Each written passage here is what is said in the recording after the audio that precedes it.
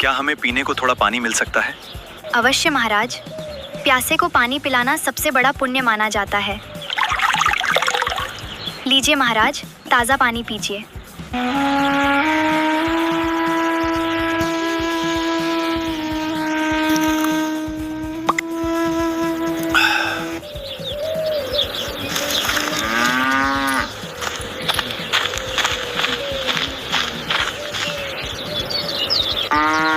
यदि ऐसी सुशील और संस्कारी बंजारन से हमारा विवाह हो जाए तो हमारा जीवन सचमुच धन्य हो जाएगा।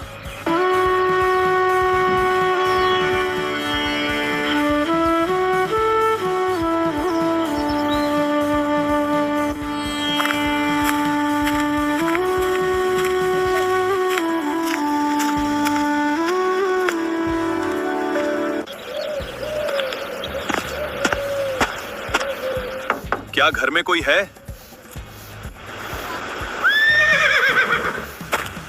क्या घर में कोई है?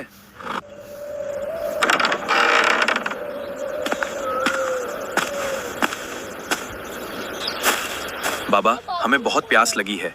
यदि थोड़ा जल मिल जाए तो बड़ी कृपा होगी। महाराज, आप बाहर क्यों खड़े हैं? कृपया कृपया घर के अंदर आइए।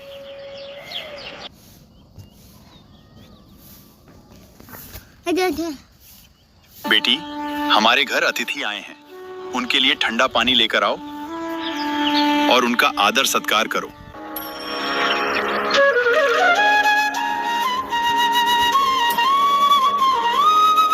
बाबा, जो कन्या अभी मुझे पानी देकर गई थी, क्या वो आपकी ही पुत्री है? वो मेरी ही पुत्री है। बाबा, यदि बुरा न माने तो एक बात पूछूं, क्या आपकी पुत्री का विवाह हो चुका है या वो अभी अविवाहित है? वो अभी अविवाहित है और घर के कार्यों में निपुण है। बाबा, यदि आप बुरा ना माने तो मैं एक बात जानना चाहता हूँ। इतनी सुशील, संस्कारी और गुणवान पुत्री का विवाह आपने अब तक क्यों नहीं किया? महाराज, मैं एक साधारण ग्रामीण व्यक्ति हूँ। मेरी हैसियत नहीं है। मैं अपनी बेटी को उतना दान दहेज देने में सक्षम नहीं हूँ। मैं अपनी पुत्री का विवाह किसी ऐसे घर में नहीं करना चाहता जहाँ उसके गुणों का सम्मान ना हो। मेरी बेटी केवल अच्छे चरित्र वाली ही नहीं बल्कि समझदार और शिक्षित भी है। वो घर गृहस्थी की जिम्मेदारियां भी भली भांति समझती हैं और हर परिस्थिति में सही निर्णय लेना जानती है। इसलिए मैं चाहता हूं कि उसे ऐसा मिले जो उसके गुणों की कद्र करे। यदि आपको कोई आपत्ति, मैं आपसे एक विनम्र निवेदन, मैं आपकी पुत्री के गुण, संस्कार और सरल स्वभाव से अत्यंत प्रभावित हुआ हूं। तो मैं आपकी पुत्री का हाथ अपने लिए मांगना चाहता हूं। अर्थात मैं उससे विवाह करना चाहता हूं, यदि आपकी और उसकी सहमति हो। आज मैं आपके सामने झोली फैलाकर आपकी पुत्री का हाथ मांग रहा हूं। नहीं महाराज, ये संभव नहीं है।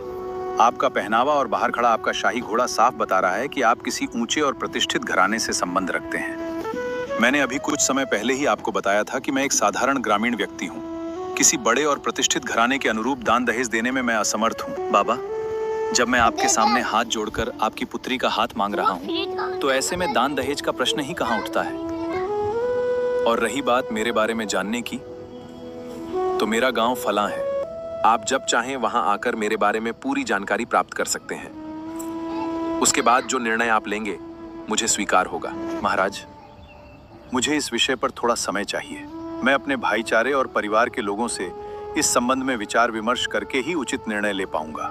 उसके बाद ही मैं आपको अपना उत्तर दे सकूंगा। जैसा आपको उचित लगे बाबा।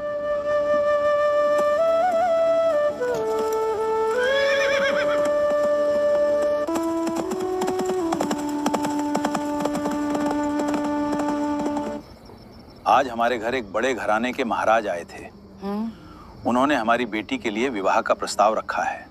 हाँ, अगर बात ऐसी है तो मुझे लगता है कि आपको उन्हें हाँ कह देनी चाहिए। ऐसा रिश्ता बार बार नहीं मिलता। बहुत सम्मान और सुख देंगे हैं। नहीं भाग्यवान, वो महाराज किसी बहुत ऊंचे और प्रतिष्ठित घराने से थे।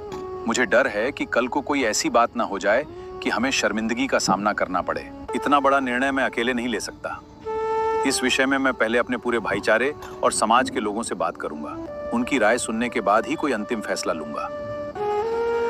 आज मेरे घर एक महाराज आए थे।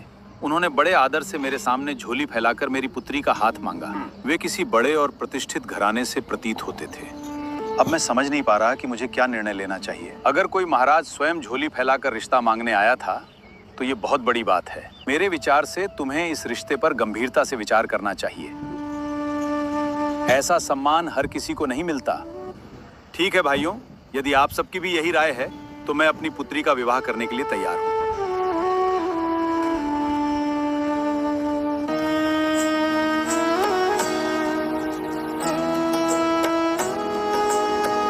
महाराज, अब विवाह की सबसे पवित्र रस्म का समय आ गया है। कृपया वधू को मंगलसूत्र पहनाइए।